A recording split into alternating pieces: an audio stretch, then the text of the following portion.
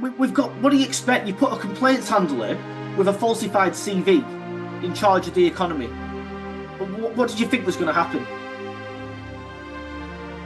We've spent months now accusing this Labour government of being sixth form politicians playing politics at college.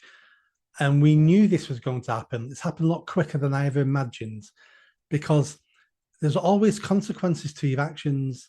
And they never been able to realize that if we do this, those things will happen positively, but these things will happen negatively because of the actions we made. And that's what's happened. Now, Rachel Reeves, let me know if I'm right or wrong here. They're not going to U-turn on anything.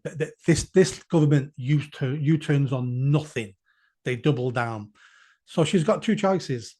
It's either tax rises or spending cuts.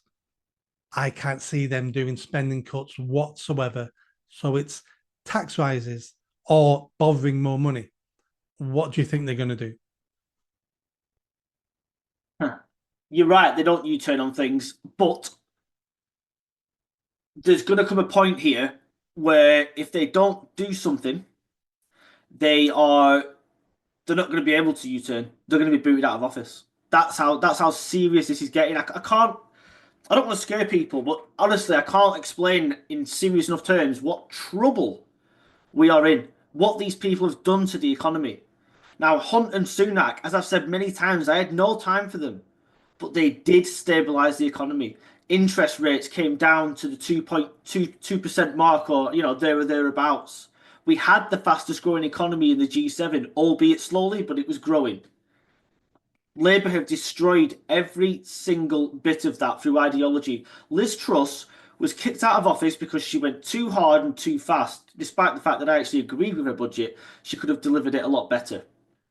Labour have done exactly the same thing, and the gilt yields are now higher than what they were when Liz Truss and Kwasi Kwarteng did their mini budget. The difference is here that the media aren't talking about it because they love Labour. The left-wing media absolutely love it. Your BBCs and Channel 4s and all, they love it. And they don't want Labour to get booted out of office. Rachel Reeves' days are numbered, not because Starmer will sack him. He hasn't got the bollocks to do that. He's already committed to keeping him there for 5 years, which is the stupidest thing I've ever seen somebody do. But because the markets are going to fold. If people keep selling off government debt like this, selling all their bonds, pulling out of the London Stock Exchange, companies are sacking people. By April, we're going to lose. I don't know how many jobs. It could be 1 million. It could be more. That's more people than in the dole queues. That's more people than claiming off the state.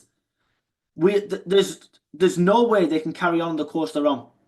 They've got to do something. Apparently, a big statement is coming at 5 o'clock, and we'll see what happens then. But where's your Chancellor? She's in bloody China, Nick. She should be here. I mean, we're probably better off with her being in China, to be honest with you, rather than being here.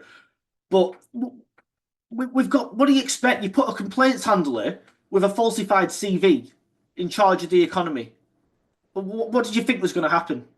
It's a fitting epitaph for this government because none of them are qualified to do any of the jobs that they're doing, and they're all a complete and utter disaster.